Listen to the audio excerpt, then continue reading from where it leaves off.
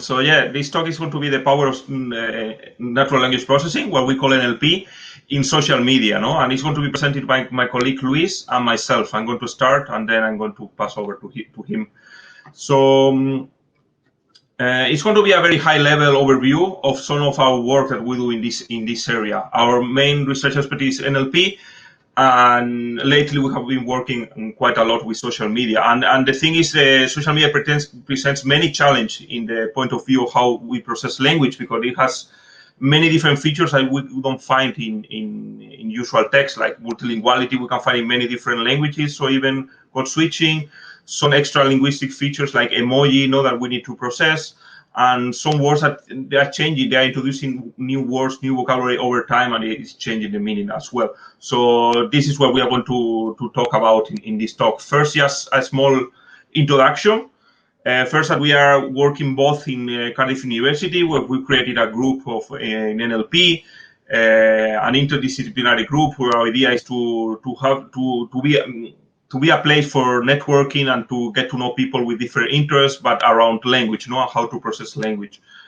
As well, and we are teaching in the master programs in Cardiff University, and a lot of that is interconnected with research as well, like applied machine learning, manipulating and exploiting data, and computational data science. That is also very relevant to the talk today. And just for you to get to know a bit about us, this is very short. Both of us, we are lecturing in computer science at Cardiff University, but we have a very different background. As I was saying also, that it's important for the field of NLP to have an interdisciplinary focus. That Luis is a linguist, and myself, I study mathematics, and now we ended up both in computer science, and we both has a PhD in NLP, and with different experiences also with industry as well, for which we also collaborate a lot now, where we are working at Cardiff University. So that's about us, and now I'm going to get to the presentation. As I say, it's going to be mainly about natural language processing, or what we call NLP.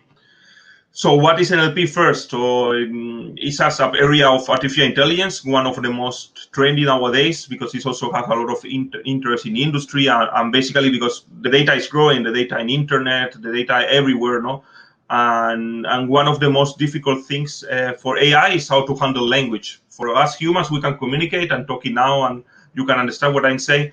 But for computers to understand language is much more complicated, and that's basically what we do. And as well, it's also very relevant nowadays because it's translated into many different applications, like machine translation, spell checkers, like many things we use basically nowadays. And then a lot of also application that can be more relevant also with social media, like sentiment analysis, hate speech monitoring, fake news detection. All that are very relevant, and you need tools that are able to handle social media, like platforms like Twitter or Snapchat or Facebook or things like that. So first, how NLP works. So this is very reduced, very simplified, but basically we need data. So and that's not a problem nowadays because as I was mentioning, it's growing over time. But there are two types of data. First is structure, and then organic, what we can find on the web, where things are not that structured. So what it looks like? So the structured data is similar to the talk before. It's like knowledge graphs. You can find in Wikipedia, Wikidata, other more domain specific, like in health, SNOMED, and things like that, where you have a lot of information in a structured manner.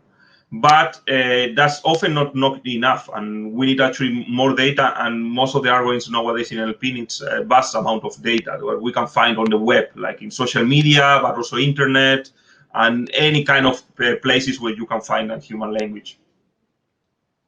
So what is the goal that we have? So ideally what we do is combine these two sources of data, more structured and also unstructured, and to build intelligent agents, like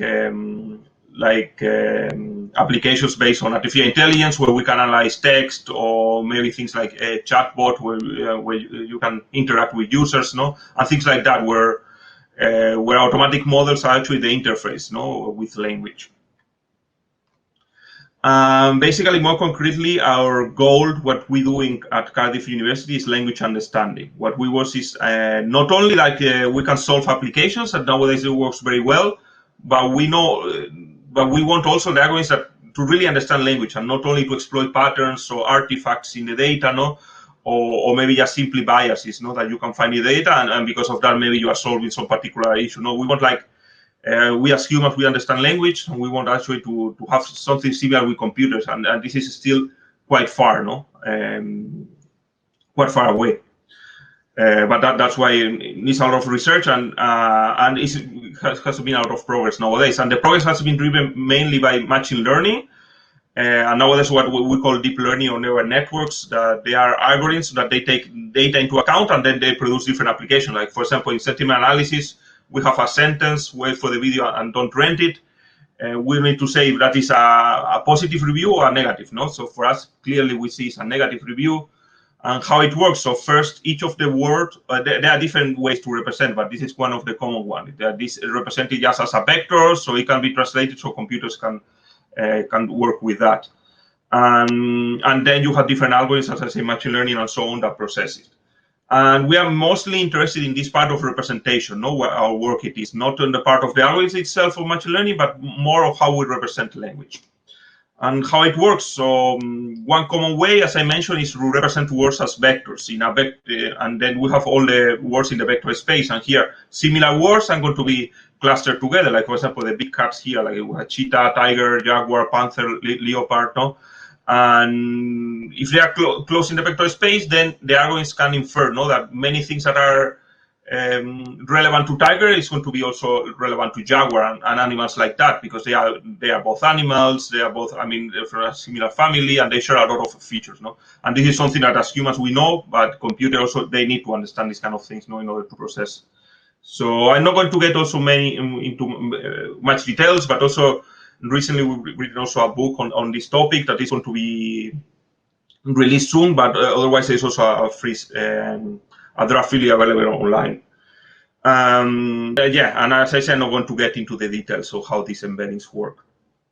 As what we are interested in this social media aspect, and this is what to present by Luis, but first I'm going to just introduce, no, like social media is really a resource where you can find a lot of information about users and human behavior. And so there are many applications that you can do there, but the problem, as I mentioned, is like there is a vast amount of data, and you need some automatic tool, no, to help process this. And then you have many challenges, and as I say, multilingual, social media is in many different languages, so we want some models that can work in several languages simultaneously.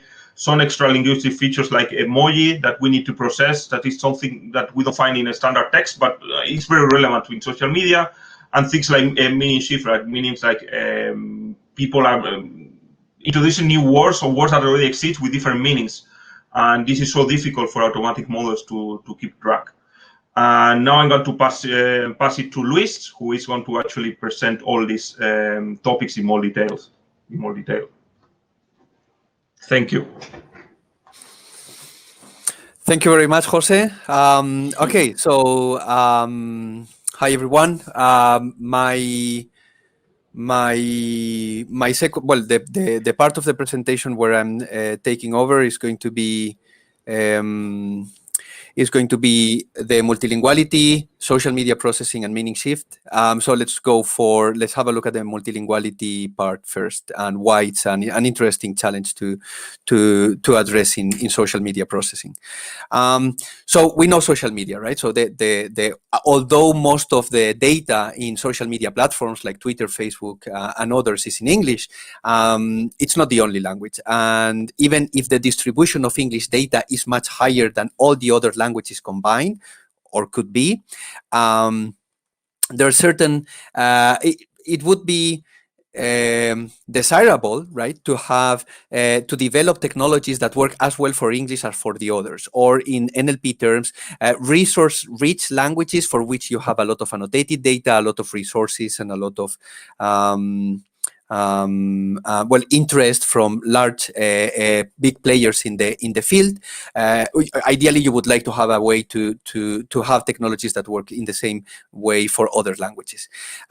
So this is a challenge, but it's also an opportunity, and we'll see a little bit about this later on. For example, how can we exploit the fact that we use emoji in social media for building better language technologies on top of social media data?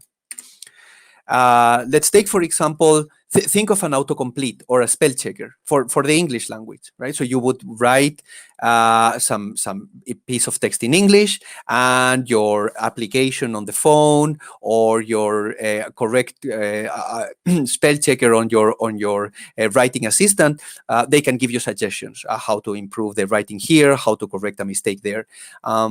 What if we have something like this for social media, but specifically working for emoji, right? So emoji are used in a myriad of ways. Sometimes they're used as boosters for our own feelings, so to show that we're actually very angry or very happy, to signal irony as a way to explicitly mention something about the topic, right? I'm going on holidays, and then you put a palm tree.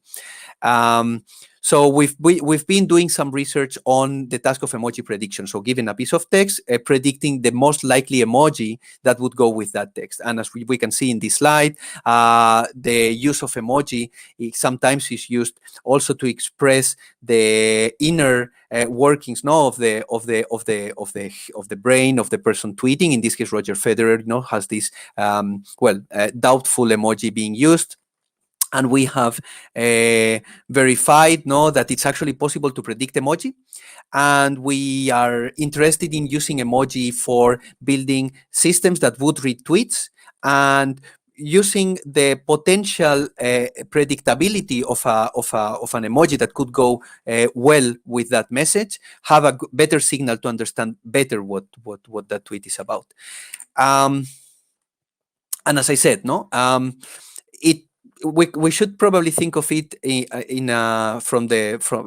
a high level in the same way as an autocomplete system, but it does enable a lot of studies on network dynamics and certainly the development of better NLP applications. But it's also, and that's something, a relatively recent area that we've been working on using emoji as anchor between languages. Right. So if you look at all these tweets that congratulate a Spanish sportsman for his birthday, they are in different languages, but they do share one thing, and it's the cake emoji. Now, what we are interested in is to take advantage of the fact that there's this shared pseudo vocabulary, so that we can map whatever technology we have in one language to another language, because both languages have some shared vocabulary. Not a lot, but hopefully enough. And this is what we call crosslingual transfer. Effectively, this is an area of NLP where we look at building applications in a language for which we have a lot of data, and we transfer that for under-resourced languages. So in practice, it's almost any other language. The typical pipeline for machine learning is to have some training data in one language, where you train maybe a sentiment analysis system or a document classification system on some data in one language, and you evaluate it or apply it on data in the same language. In cross-lingual transfer, you have the same training setting, but the testing setting is in a different language. And then the challenge is, how do I map maybe the Spanish language and the English language, or the Welsh language and the English language, into some shared computational representation, such that the English information, the English knowledge I have, can be applied to the target domain, Spanish, Welsh, German, etc. So at a high level, Jose spoke about these word vector representations. What we have is one vector space for English, one vector space for Spanish. So what we want to have is a mapped space where if a computer reads house, it should know that that's similar to casa, for example, which is house in Spanish. How do we map these spaces? Comes with anchors, so shared vocabularies. Usually, the classic way of do that would be to use bilingual dictionaries. But actually, for social media, we can use emoji because, as I said, they constitute shared vocabulary.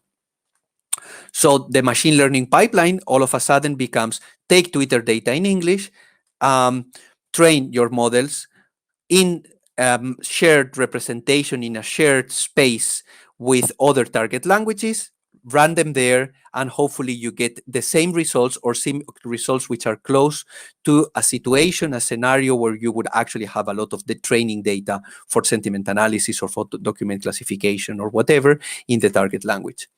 We have published a few papers on this, and we have, so these guys here are the results for cross-lingual sentiment analysis for a number of languages, and our results, well, they clearly verify that at least in the setting that we operate with, were better than existing state-of-the-art methods for cross-lingual alignment because of the method and because of the usage of social media-specific signals like emoji and so on.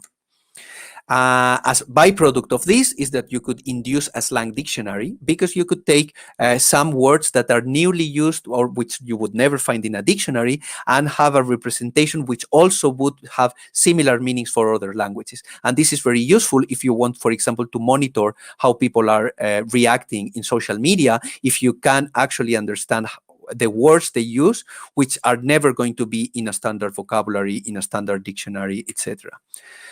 Same with, this is another example, and so on. And before we finish, I just wanted to say a couple of words about an ongoing project that we have in collaboration with Snapchat. And the idea is the following. As Jose said, meaning shift. Words change in meaning over time, and even over time, some words actually are coined into the vocabulary.